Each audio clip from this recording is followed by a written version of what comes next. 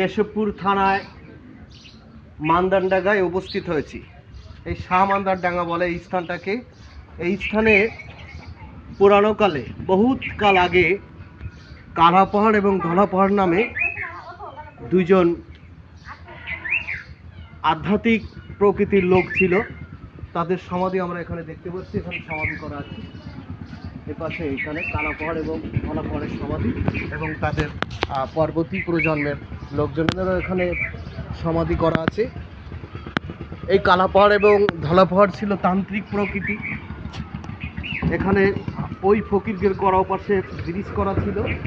ওই ব্রিজে এখানকার মন্ত্রী ওই ব্রিজ ভেঙে পুনরায় ব্রিজ করার চেষ্টা করছিল, তবুও এই কালা পাহাড় এবং ধলা পাহাড়ের নিজেদের হাতে ব্রিজ করা বলে ওই ব্রিজ ভাঙা যায়নি। তাদের বিভিন্ন রকমের আপদ বিপদ দেখা দিয়েছে এবং ব্রিজ ভাঙতে পারেনি। অন্য রাস্তাতে সে ব্রিজটা করেছে। এই যে এখানে যে বট গাছটা দেখতে পাচ্ছেন, এই বট গাছের ভিতরেই সব চমৎকার রয়েছে।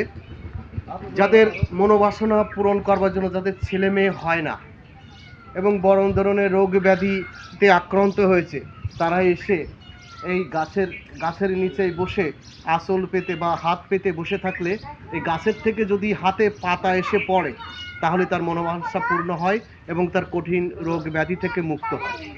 এই গাছ থেকে পাতা যদি তার হাতে এসে পড়ে এবং তার আঁচলের এসে পড়ে, তাহলে তার সকল প্রকার রোগ ব্যাধি মুক্ত হতে হয়।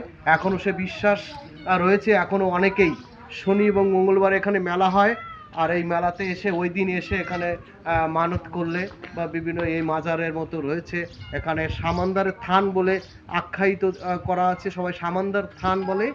আর সামান্দারের থানের মূল মন্দিরটা হচ্ছে এইটা আবার দোতলা। এপাশে একটা অন্ধকূপ আছে। সে অন্ধকূপের ভিতরে যেও তার মনের কথা বলে সেখানে বাতি দিলে, ওখানে ওই বাতি জ্বালিয়ে দিলে তার মনোবাসনা পূর্ণ হয়। এবং ওই অন্ধকূপের দুই পাশে দুটো সাপ থাকতো আগে। সব দিন ওখানে দুটো সাপ থাকতো এবং খুবই ভয়াবহ সাপ থাকতো। ওই সাপকে দুধ খেতে দিলে ওই সাপ দুধ খেত। আর এই সাপ দুটো দোতলা একটা স্থান আছে।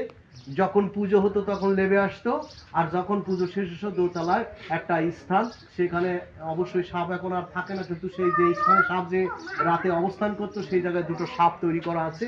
আমরা দোতলায় যেতে পারছি না, আমাদের সিঁড়িটা নষ্ট হয়ে গেছে। এটা পুনঃসংস্কারের প্রয়োজন ছিল, কিন্তু সরকারের দৃষ্টি এখানে নাই। সিঁড়িটা নষ্ট হয়ে যাওয়ার কারণে আমরা উপরে যেতে পারছি না। সেখানে আজও সেখানে দুটো সাপের দৃশ্য করে দিয়ে দেওয়া আছে। তবে এখানে